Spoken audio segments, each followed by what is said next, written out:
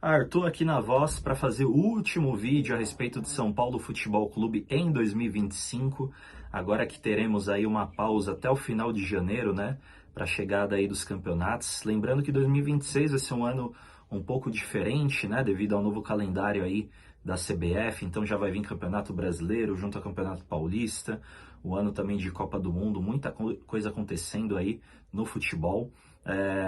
Então, né, particularmente eu e muitos São Paulinos, com certeza, não teremos aí crise de ansiedade, insônia, gastrite atacada por conta de 11 jogadores em campo. Apesar que, né, se só fosse 11 jogadores em campo, o problema do São Paulo estaria tudo mil maravilhas, né? Então esse é um ponto que eu vou deixar também para o final do vídeo.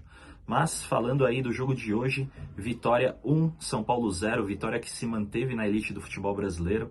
É um trabalho aí que o Jair Ventura já fez, inclusive, com outros clubes a qual já passou, né, ajudando a equipe a se manter na elite, né, da maior competição aí de clubes, né, do futebol brasileiro.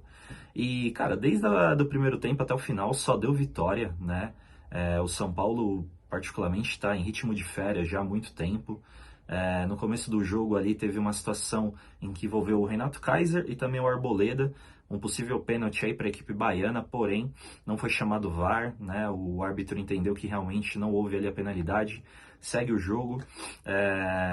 O São Paulo teve apenas duas chances, né, no primeiro tempo, uma com o Marcos Antônio aos 15 minutos e no final da partida também com o Gonçalo Tapia, mas no resto o Rafael salvou o São Paulo por pelo menos 3, 4 oportunidades. Para mim aí o grande nome do jogo, né, o goleiro São Paulino.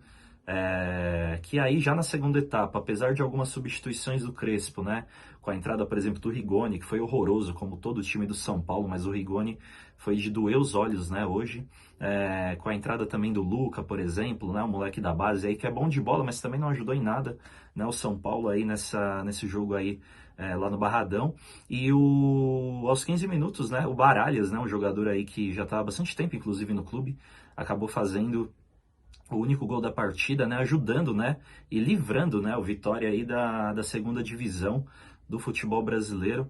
Então, acho que 1-0 foi um placar até injusto, né, porque o Rafael, como eu citei, para mim foi o melhor da partida. O Vitória até merecia aí um placar um pouco mais elástico, mas de um modo geral foi o placar necessário, até com a ajuda de outros jogos no Campeonato Brasileiro, que a equipe baiana aí ficou na Série A do Campeonato Brasileiro. E o São Paulo terminou na 8ª colocação, com vaga aí para a Sul-Americana e possibilidade de Libertadores da América se Cruzeiro ou Fluminense ganhar aí a competição, beleza?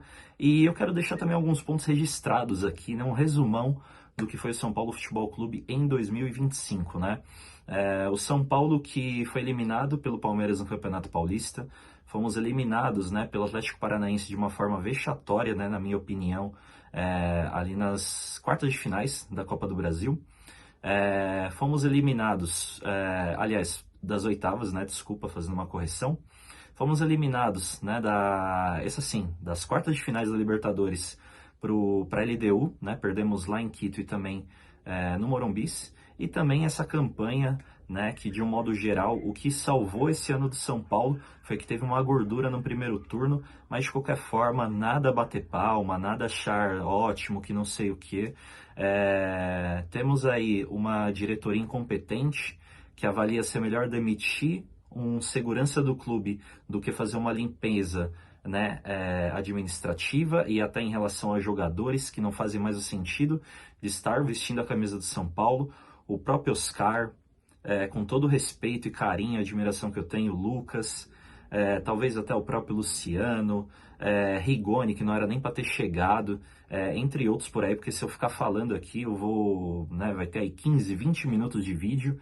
E principalmente, né, o maior problema do São Paulo Futebol Clube é o senhor Júlio Casares, incompetente, egocêntrico, um péssimo administrador que está acabando aos poucos com a história e a trajetória do maior clube de futebol do planeta.